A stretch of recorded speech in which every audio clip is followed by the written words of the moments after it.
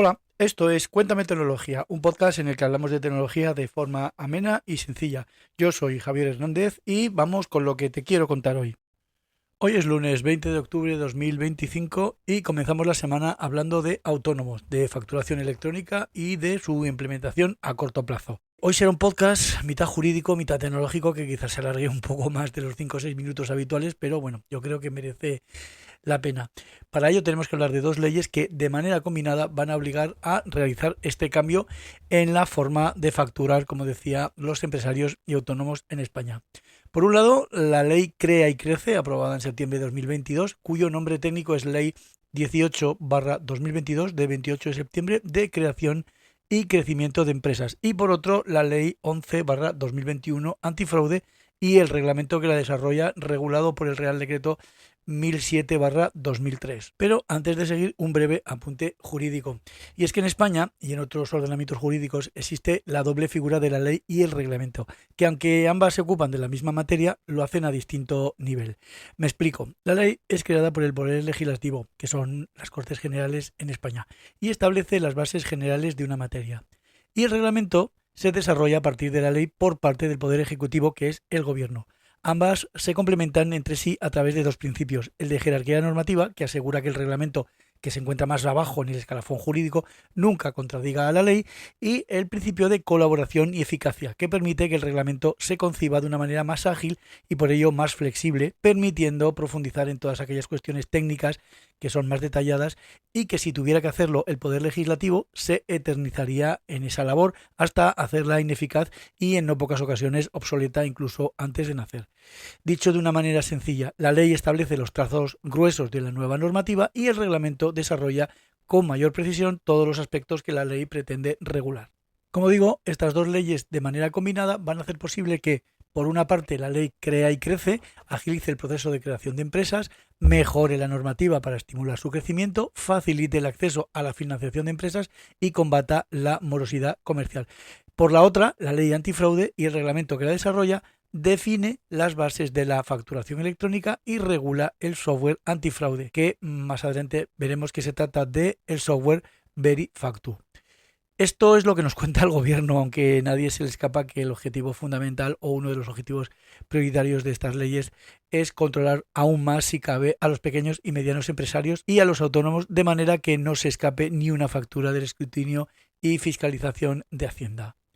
Hago aquí otro breve inciso porque al preparar este episodio me he dado cuenta de que hay un poco de confusión entre muchos de vosotros entre lo que es la factura digital y la factura electrónica.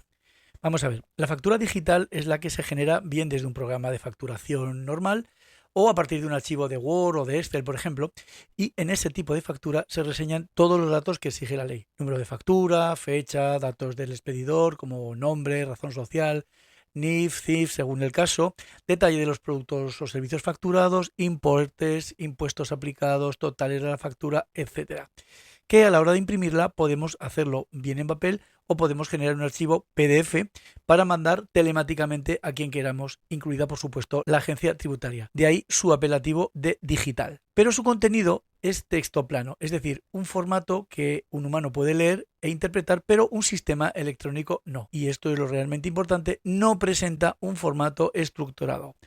¿Y qué queremos decir? ¿Qué se entiende por un formato estructurado? Pues un sistema en el que los datos se organizan siguiendo una estructura predefinida, ajustado al modelo semántico de datos EN16931, que un sistema informático puede leer, identificar y procesar automáticamente campo por campo. Por lo tanto, en la factura electrónica todos los datos que la componen están estructurados en formato XML, VL o EDIFACT, según el caso, con una serie de etiquetas electrónicas que un sistema informático puede leer.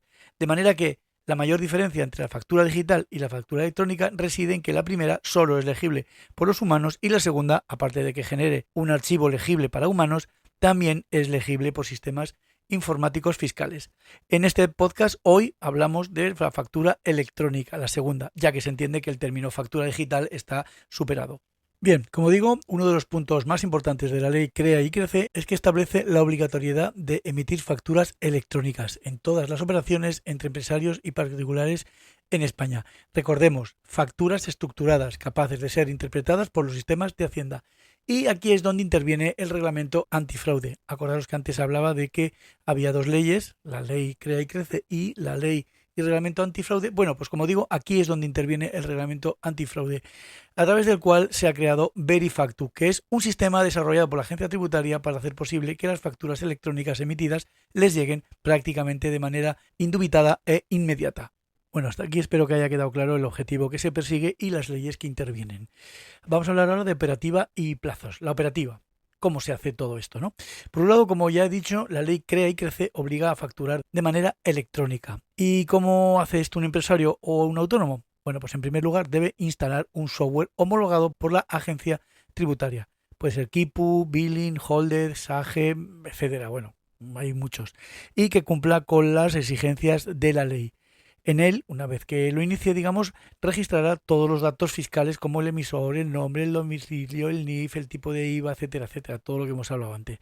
Y ya cada vez que genere una factura, el software le asignará un número correlativo único, le insertará un código QR que permitirá a la agencia tributaria comprobar su validez, le aplicará una firma digital o hash, una huella digital, que asegure que no se ha modificado y lo enviará de manera casi inmediata a la agencia tributaria. Vamos a hablar de plazos porque esto es una de las cuestiones más importantes. Con respecto a los plazos, hay que distinguir entre plazos para la obligatoriedad de emitir la facturación electrónica, de la que se encarga la ley Crea y Crece, y plazos para el uso del software antifraude, de la que se encarga la ley y el reglamento antifraude. En el primer caso, cuando la ley Crea y Crece esté plenamente operativa, insisto, y no lo está porque aunque la ley entró en vigor en 2022, todavía no se ha desarrollado de manera completa el reglamento que la desarrolla, valga la redundancia. Cuando esto se haya producido y la ley y el reglamento estén plenamente en vigor, las empresas que facturen más de 8 millones de euros anuales tendrán 12 meses para adaptarse a la obligación de emitir toda su facturación de manera electrónica. El resto de empresas, todas aquellas que facturen menos de 8 millones de euros al año, tendrán 24 meses para adaptarse a la obligación de emitir toda la facturación de manera electrónica de la que venimos hablando.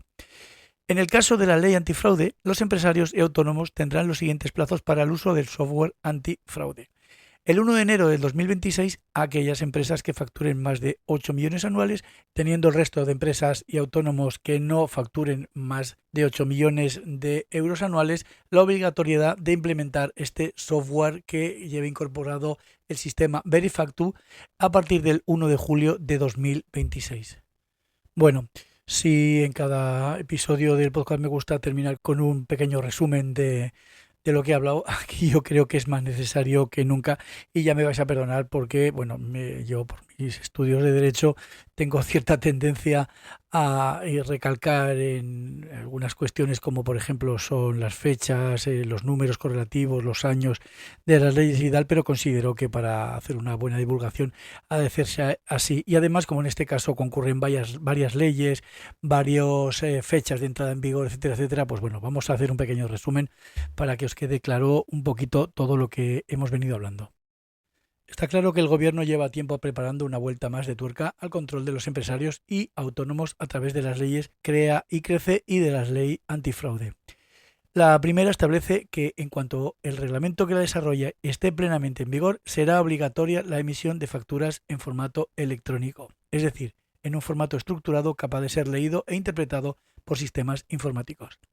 La segunda, la ley antifraude, establece dos fechas para que los empresarios autónomos usen software de facturación antifraude, homologado por AEAT, lo que hablábamos de Verifactu.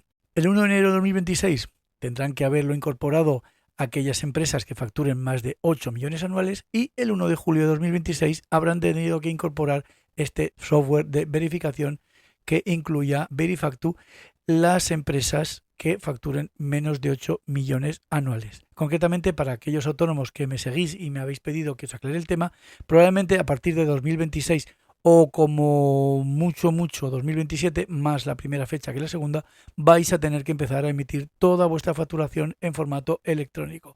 Y a partir del 1 de julio de 2026 vais a tener que hacerlo a través de programas de facturación homologados, o bien usar el software proporcionado por la propia agencia tributaria, que aún no está muy claro cómo y cuándo se va a poder usar. Pues bien, hasta aquí todo lo que os quería comentar hoy. Como os decía al principio, se nos ha alargado un poquito más el episodio, pero yo creo que la divulgación correcta requiere este tipo de extensión. No olvides que puedes comentar este y todos los episodios en nuestras redes sociales. Estamos en Facebook, en la página Tecnofácil, en X, la antigua Twitter, en @cuentametecnología, en el correo electrónico cuentametecnología@gmail.com y en la web www.desdeminube.com/podcasting. Nos escuchamos mañana con más temas de tecnología contados de forma amena y sencilla. Adiós.